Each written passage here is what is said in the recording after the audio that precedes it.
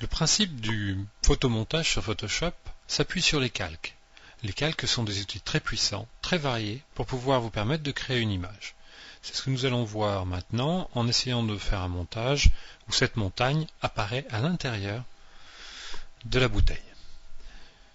Pour cela, je pars d'abord d'une image qui est sur un calque d'arrière-plan, c'est-à-dire qu'on ne peut rien placer en dessous, c'est un peu comme votre table de travail.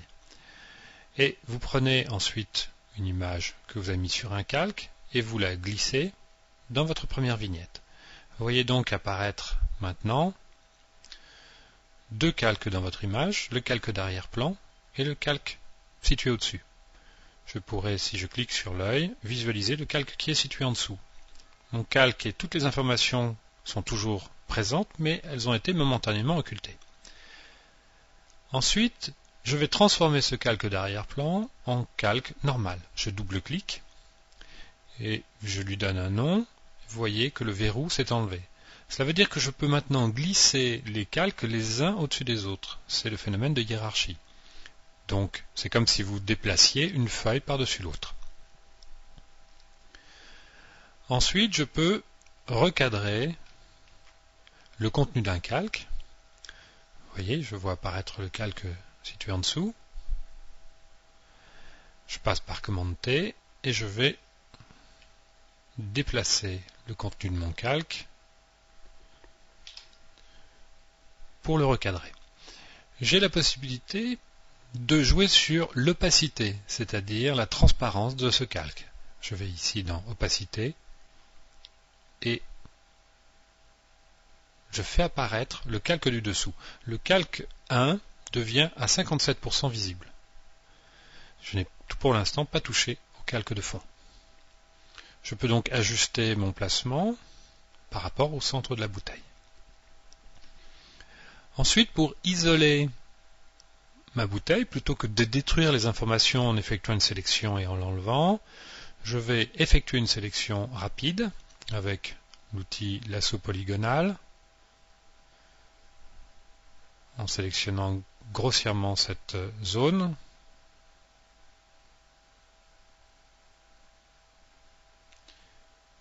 Et ensuite, en allant créer un masque qui sera attaché au calque. C'est-à-dire, c'est une façon, en cliquant ici, d'éliminer momentanément toutes les informations. Elles sont encore présentes, mais vous ne les voyez plus, parce que le masque, que je vais visualiser en cliquant directement sur le masque,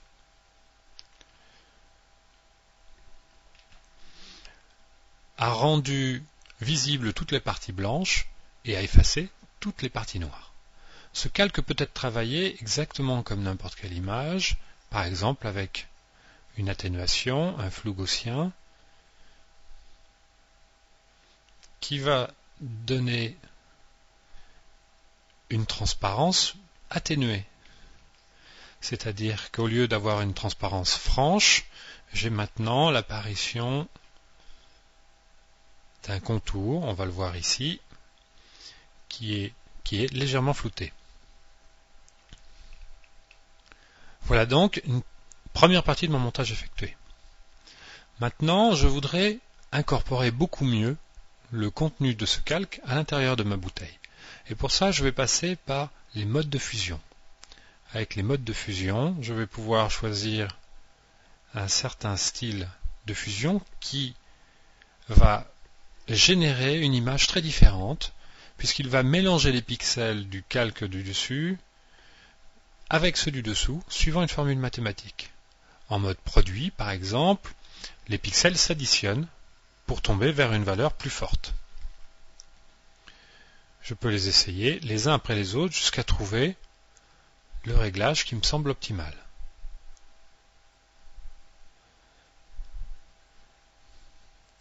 Incrustation n'est pas mal. Lumière crue est encore mieux. J'ai à la fois la définition de la bouteille et à la fois la visualisation de la montagne. Pour créer un effet de reflet sur la bouteille, je pourrais créer un nouveau calque et lui rajouter un dégradé.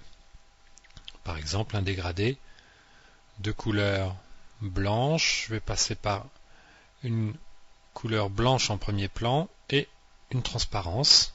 Choisir un dégradé circulaire, concentrique, et créer ainsi un effet de reflet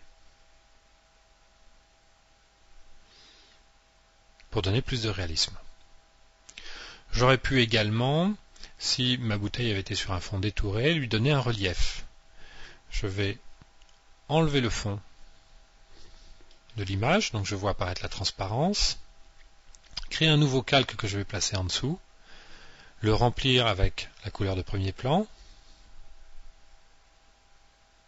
c'est-à-dire le blanc, et là je vais passer par ce qu'on appelle les effets de calque, ombre portée, qui sont des effets paramétrables et qui vous simulent un certain nombre d'actions comme les ombres, les biseaux, des lueurs, qui donnent des effets assez réalistes pour peu qu'on les maîtrise bien. Voilà, donc à partir de mes deux images, j'ai créé un premier montage, je l'ai positionné, je lui ai donné du relief, et je peux même rajouter un texte ou un aplat. Je vais par exemple rajouter un aplat de cette couleur que je suis allé chercher dans l'image.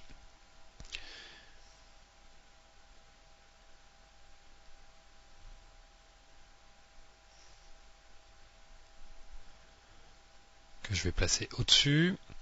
Et je vais créer un texte.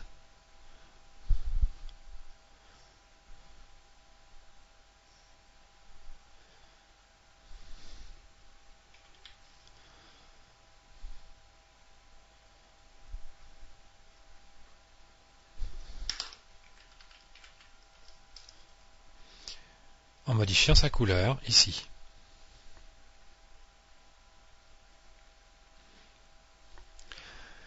Bon nombre de ces calques sont paramétrables.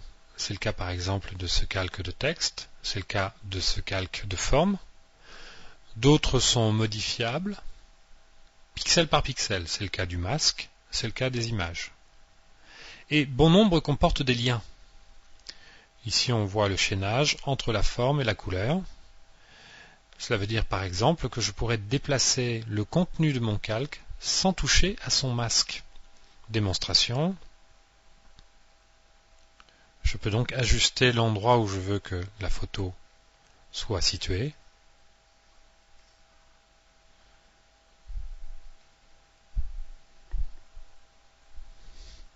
Sans toucher à la forme du masque. C'est l'ensemble de ce travail sur la palette des calques, qui est très très riche, que nous allons voir dans les prochains exercices.